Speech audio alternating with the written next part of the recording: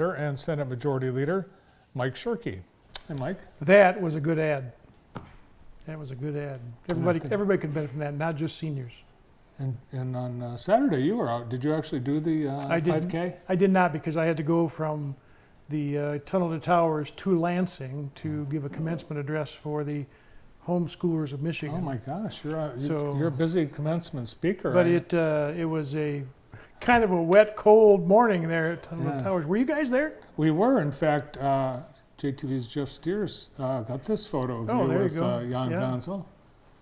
Yeah, it was pretty wet. We all looked like drowned rats. Wow. Where'd you get that shirt? Nice. I got it. It's a pretty nice shirt, isn't it? It is. Huh? I got a lot of compliments that day for that shirt. Uh-huh. Yeah, I got it online from a golf shirt site. The only one with the umbrella. Well, I'm not an idiot, you know. I mean, she is. So if I was going to go from there to home, I would have just dissed the umbrella. But I was trying to stay halfway dry. Because you're a commencement speaker. Right. You also a commencement speaker a little over a week ago at Spring Arbor University. Mm-hmm. Now, I believe your grandson was in that audience, graduate, right? Pretty special. That's right. Yeah. Yeah, that's pretty cool to be able to do that. So did he know you were going to be? Did you direct your message? Were you speaking to him during the speech? Just at the very beginning. Just the very beginning. You don't know Carter very well, but he's a tall, big, gregarious, hard-driving kid, I think he was on our show once, or he came I think in you're with right. you. I think you're right. Yeah. All right. Well, congratulations to Carter and all the class of 2022. The budget. On Friday, everyone got really excited because the Senate Fiscal Agency projecting we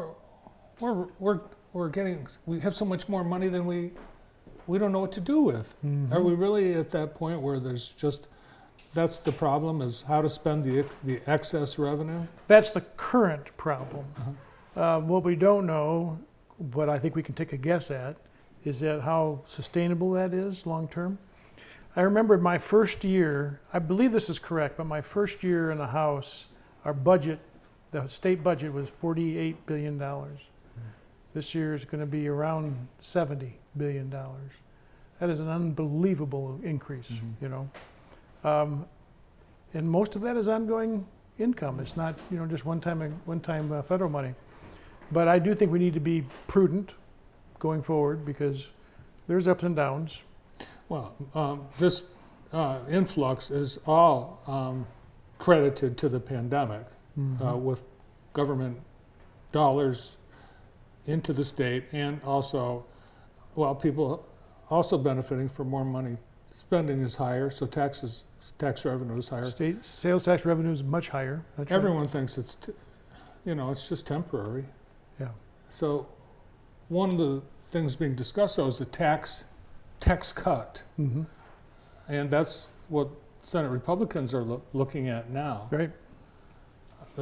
Democrats are saying, well, that's a year away, a benefit of a tax cut. And the governor's saying, well, let's just send everybody $500. Mm-hmm. What's the difference?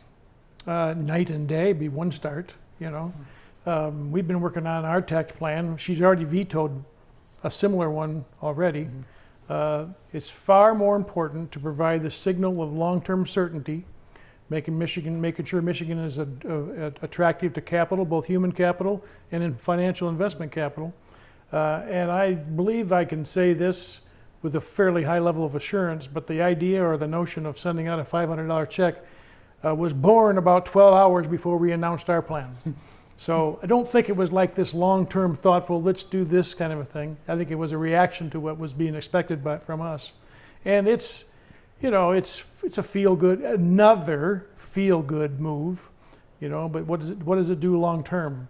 Other than another injection of money that could cause, demand to go out, continue to be out of balance with supply, and you know what that means. It means more inflation. I wouldn't have any problem doing both, but I'm not going to do just one. This needs to be a sustainable plan. Doing both, check and reduce the income tax, and the whole tax package.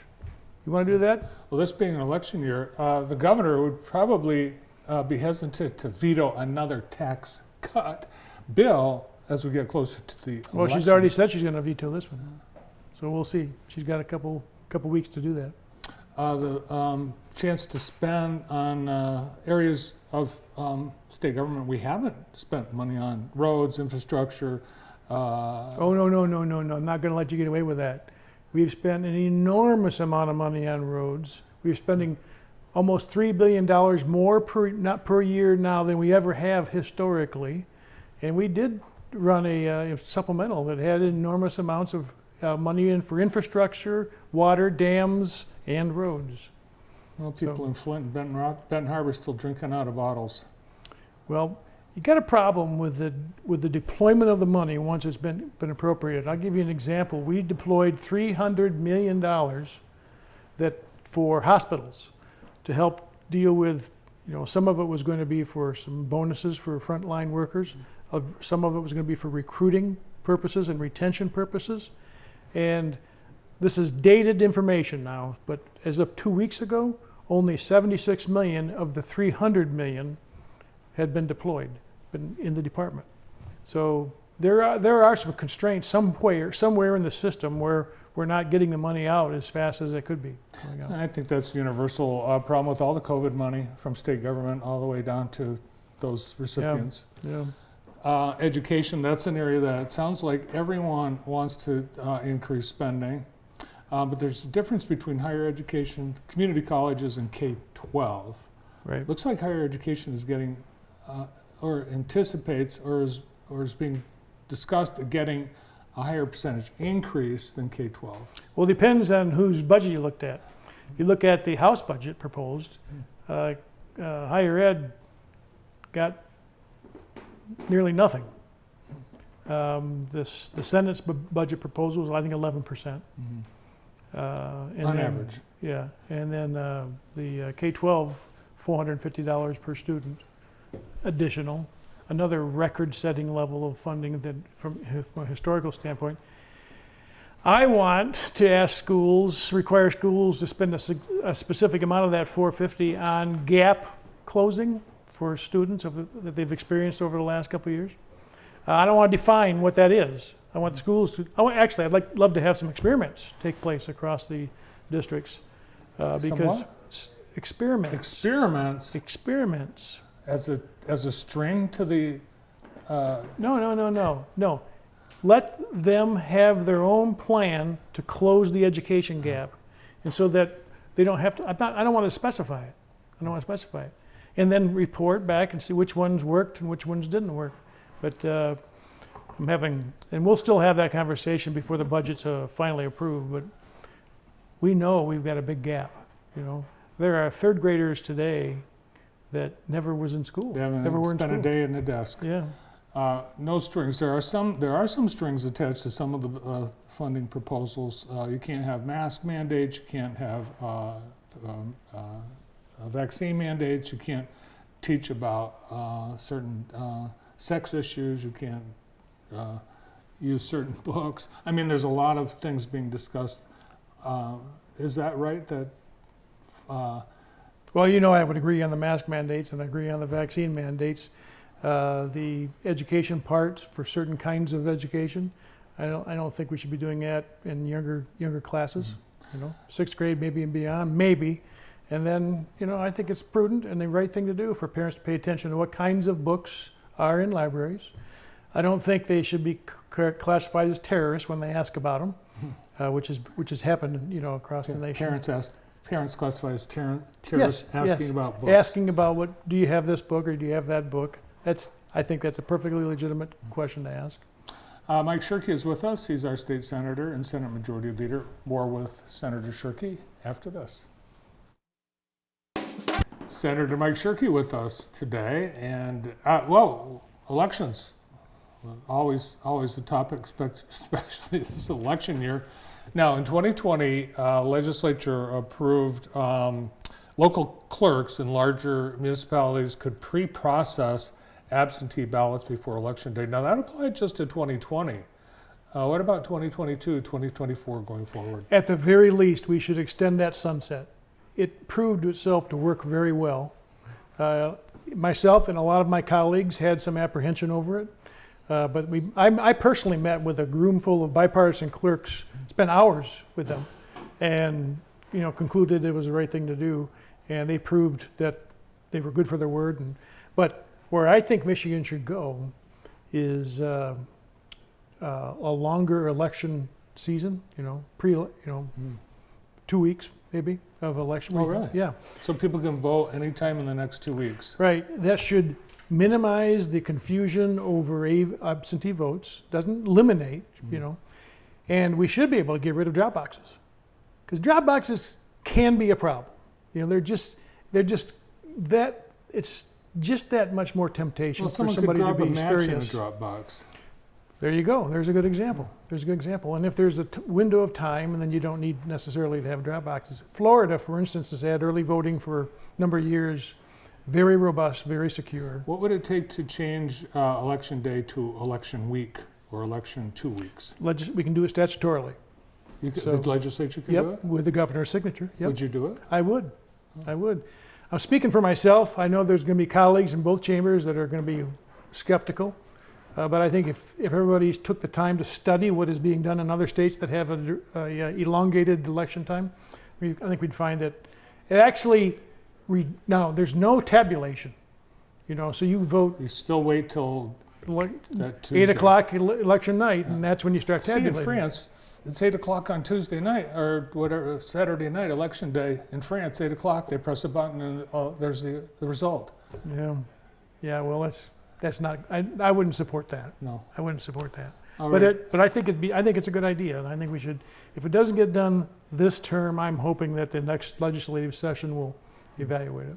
But we very definitely should extend the sunset on the pre-processing. Clerks did a great job on that. That's just for bigger towns. What about, Hanover or Liberty? I don't think they've demonstrated that they need to do it, so, They don't need it? I don't. There's not I enough. haven't heard anybody say that we need to expand it. Okay. Some of the clerks, though, in those smaller towns, they do want that extra time. Yeah, some clerks in some townships, the voting, they work out of their homes. They're part-time. Yeah. All right. Clerk says that people underestimate the importance and the responsibility that township clerks have. It is a big, and county clerks, it's a big responsibility. Yep. Today on Paul W. Smith, the DeVosses endorsed your candidate for governor, Tudor Nixon. How big a Tudor deal? Dixon. Tudor Dixon. Right. I'm sorry. Tudor Dixon. She's got a name recognition. Yeah. Tudor Dixon. Right. So she previously on this show you endorsed her. Mm-hmm. So how big a deal is the DeVos and particularly their vast wealth mean to this campaign? I think that endorsement will give people some leeway to be able to come out and support Tudor as well. Mm-hmm. And I'm hoping that it loosens up some resources for her, because the biggest constraint for her name ID is finance. None of the candidates running right now had any name ID to begin with, including Chief Craig, including Perry Johnson for that matter, but to the extent that they've increased it has been directly proportional to how much money they've been able to spend. And so I'm hoping this frees up some sources for that. And I think Tudor is, she has more real world experience than our current governor does. Our current governor has basically worked in government her entire career, with a couple of small exceptions. And Tudor, I'm partial to people that have a manufacturing background. Well, that's you. Because I think that's a great foundation for problem solving, is manufacturing. She's made a couple of controversial comments lately at candidate forums. One, she thinks the governor should be prosecuted for her role in the nursing home deaths in the pandemic. And I think several other gubernatorial Republican candidates say the same thing. Well, I don't know about prosecution yet, but there certainly should be a full investigation to determine whether there should be prosecution. So I don't think anybody should put that as a controversial statement, because there was definitely some things going on there that are troublesome. A couple of weeks ago in Howell, at a round table, Tudor Dixon was asked if she believed Donald Trump legitimately won the 2020 election, and she said yes. You don't believe that. Is that good that the potential Republican running for governor of Michigan thinks Trump won the election? I didn't hear live her statement, but what I was told, how it was characterized, that I thought she said that she knew she was confident there was fraud in the election, but I didn't know that she actually said he won. So if that's the case, then I need to help her understand that that's probably not right. Yeah. But shoot, there was a time when I thought he won too. Well, it was according to Gongwer and Crane's reporting that it was during a lightning round, quick yes or no answer, so there was no. Which is a serious problem. You know, if you're going to put a panel of people up in front of them like that, you know, those are all. If it's characterized as you've moderated things like this before. To me, when you're forced to answer a question yes or no in a lightning round format, that is you're just trying to gotcha people. Right. That's just not right. The do you still beat your wife question. Right. Exactly. You know, you're there to hopefully to learn more about their character and their thought process. And if you have to answer yes or no and you can't explain, well then, you know, what have you done other than try to catch them? All right. Well, we're out of time. Thanks for coming in today. You're welcome, sir. We'll see you soon. Our state senator, Senate Majority Leader, Mike Shirkey. That is it. We all